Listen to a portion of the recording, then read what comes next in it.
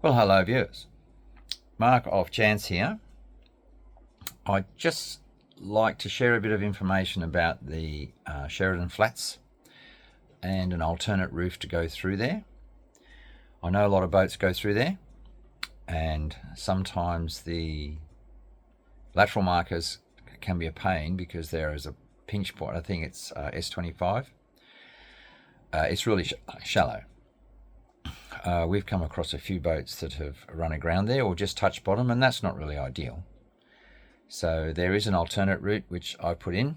I will say a disclaimer. The disclaimer is you are the captain of your boat. You choose where it goes.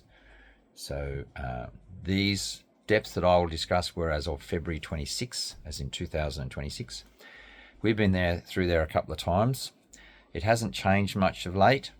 And I know quite a lot of other people have enjoyed going through there as well, mainly because it gives you so many more options on getting from the Wide Bay Bar, say, through to either Moon Point or to Kingfisher.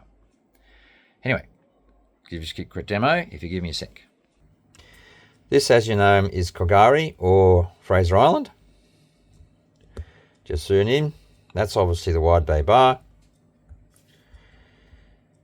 Bit more reference. Kingfisher's about there, and Moon Point's there. That's Hervey Bay.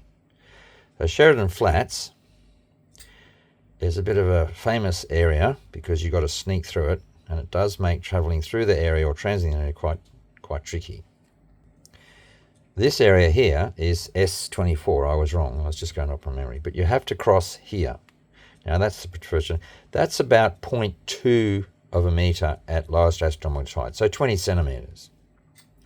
So if you're trying to sneak through there on a 1.5 metre tide, you've got 1.3 metres of water, which is not ideal because there are areas of it that are actually shallower, I should say. Alternatively, if you zoom in, you'll see these red markers. Now I've put these in.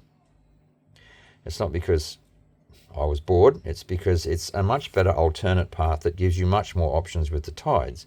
And the reason is the shallowest area is here, and if you click on it, it says Jansz Navigable Waterways.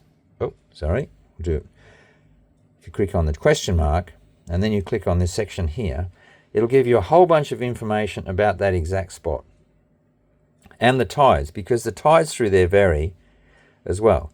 Now this is 1.8 metres deep. That is the shallowest section of that passage. So on a 1.5 metre tide, you've got, what, 3.3 metres of water. That's quite a lot. Gives you much more scope. I've just zoomed out a second. So there's, I think there's about 7 or 8 of them. Each one has the depth at that point, and each one will give you a little bit more information as well. Now, I've covered the tides in there as well because, well, it's quite simple really. Up here is an enormous shallow waterway, which gets hot. It also gets pressure from the East Australian current, which comes down here.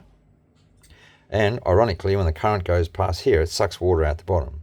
So the tides through this area, or Sheridan's Flats that is, sorry, my mistake, here, due to either barometric pressure, water temperature, or where the East Australian current is, can vary by about 60 minutes. So that's quite a lot.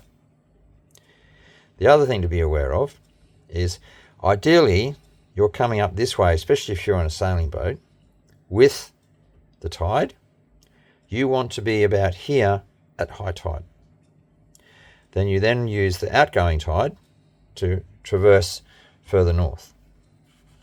Pretty simple, eh? Now from Wide Bay Bar to here is about 20 miles, and from here to Kingfisher is about 10, I think. So you can include that in your travels. If you have a power boat, the good thing about that passage is you can cross the Wide Bay Bar in the last hour of high tide, the incoming tide, and about 2 hours later you can be here. That's even at 10 knots. So you can passage through here with lots of water, and then an hour later you're at Kingfisher at 10 knots. So that gives you a lot more scope with that passage than the other one. Anyway, just thought I'd share. So just quickly, again, these little black dots, they don't come. You've got to zoom in. Each one of these little Naval Autoway charts. It says click on Jance, click on the question mark, click on the side, and if you look at the side, there's a whole bunch of information about the depths, the markers, why it's there, and the tide times.